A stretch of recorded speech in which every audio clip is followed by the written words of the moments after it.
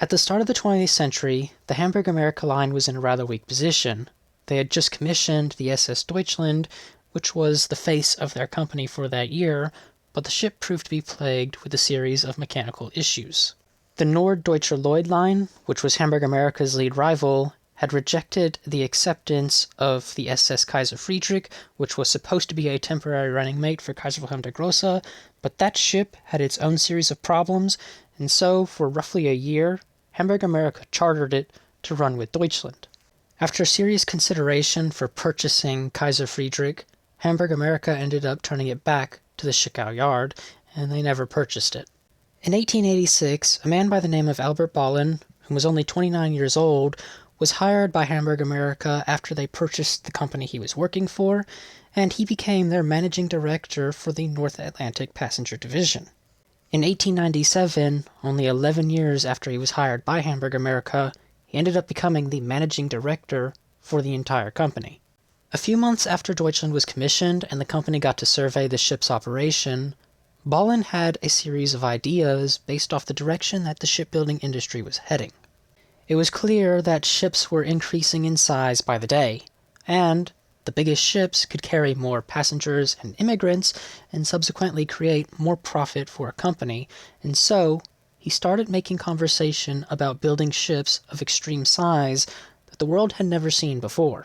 Personally, I have not come across any numbers from Bollin's 1900 and 1901 proposals, but the company did not devote themselves to the concept at that time because shipyards were not yet capable of building a ship of the size he had in mind.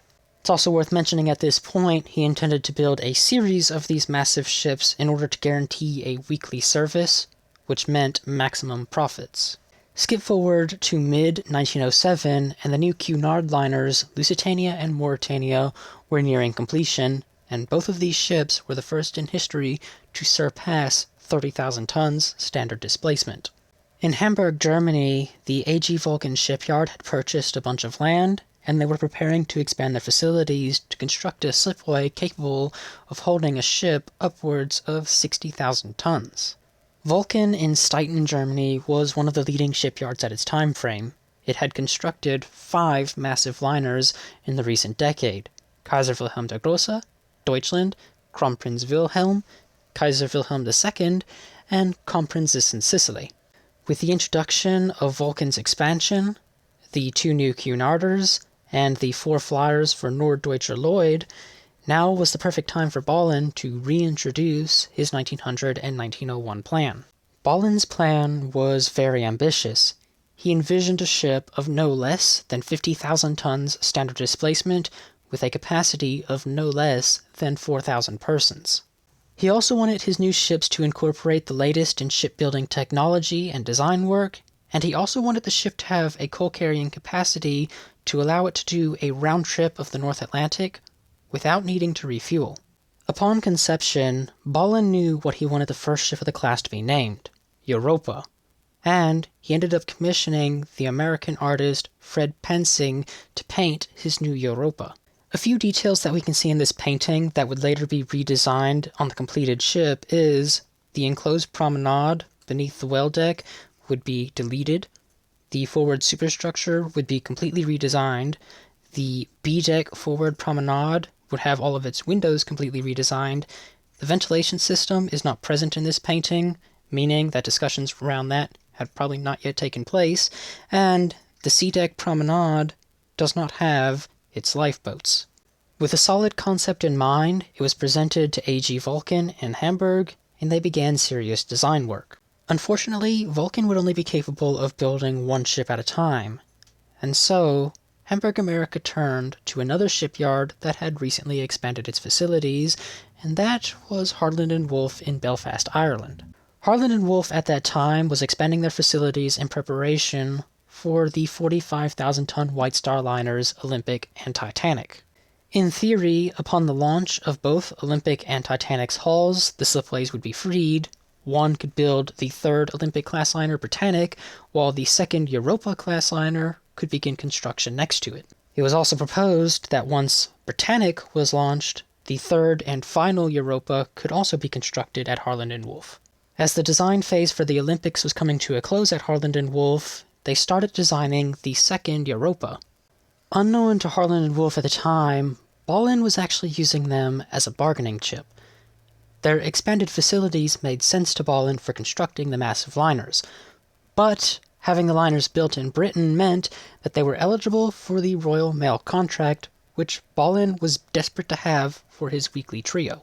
With design work beginning on the second liner for Bolin's trio, the mail contract was guaranteed by the British government, and upon that guarantee being achieved, Bolin pulled all design work out of Harland and Wolff and transferred it over to the Blohm & Voss yard in Hamburg, Germany. There were 2 reasons Blohm & Voss would receive the work for the second and third liner.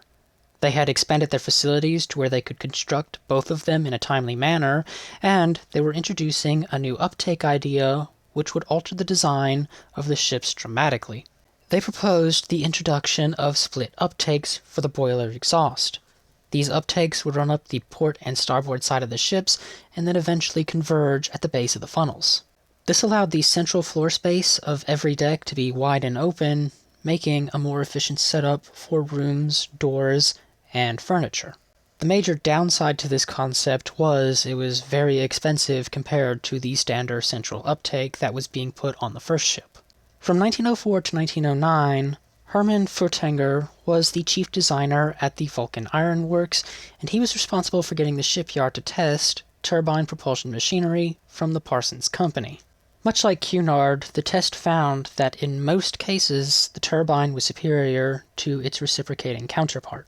Also, in light of the fact that Deutschland's reciprocating engines were plagued with a series of issues, Hamburg America was more than happy to accept the turbine propulsion system for their new liners.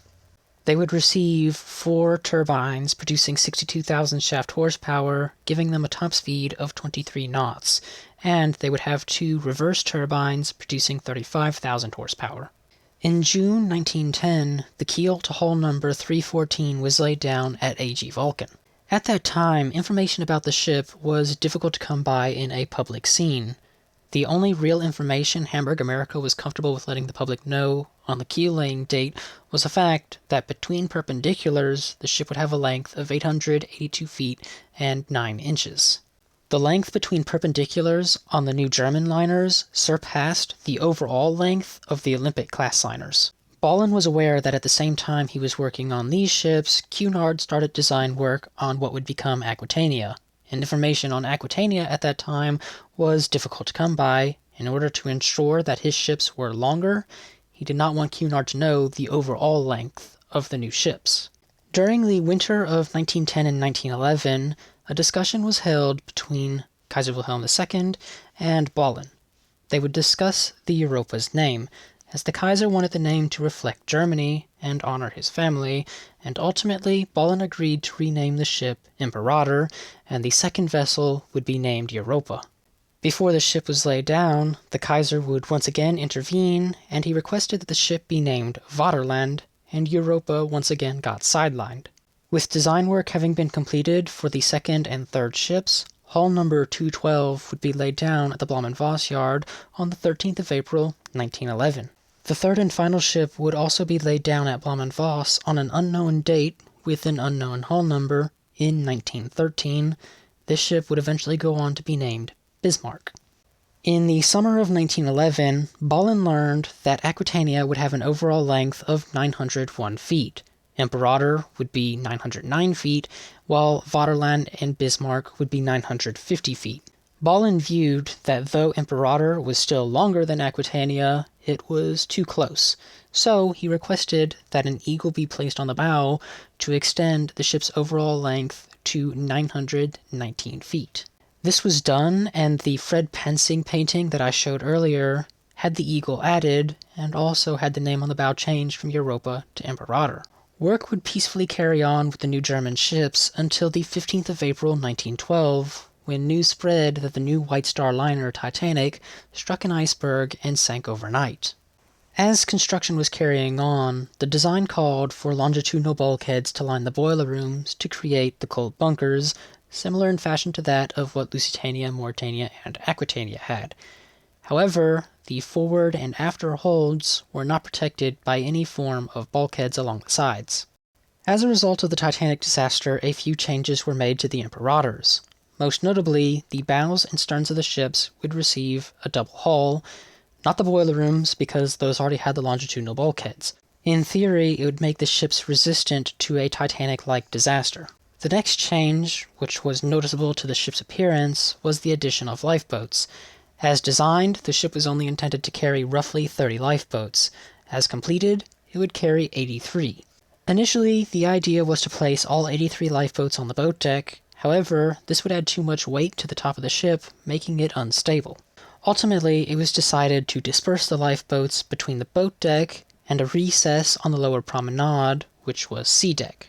The recess lifeboats could also be swung out during voyages to increase the promenade space if necessary.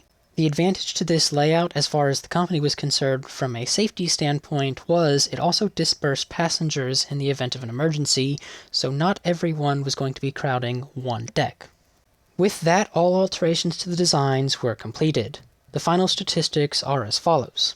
Imperator would have an overall length of 919 feet and 3 inches. Vaterland and Bismarck would have an overall length of 950 feet. All 3 ships would have a maximum beam of 98 feet 3 inches, a maximum hold depth of 57 feet 1 inch, a net tonnage of 23,205 tons, a draft of 35 feet 6 inches, and an estimated displacement of 56,000 tons.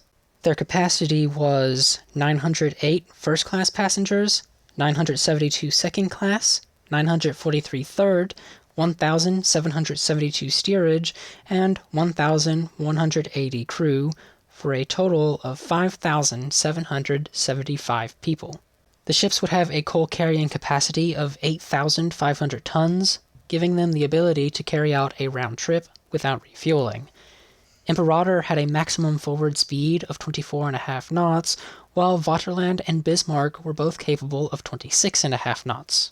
Imperator was launched on the 23rd of May, 1912, and it began its maiden voyage on the 10th of June, 1913, with a staggering 3,014 passengers on board. Vaterland was launched on the 3rd of April, 1913, and it began its maiden voyage on the 14th of May, 1914.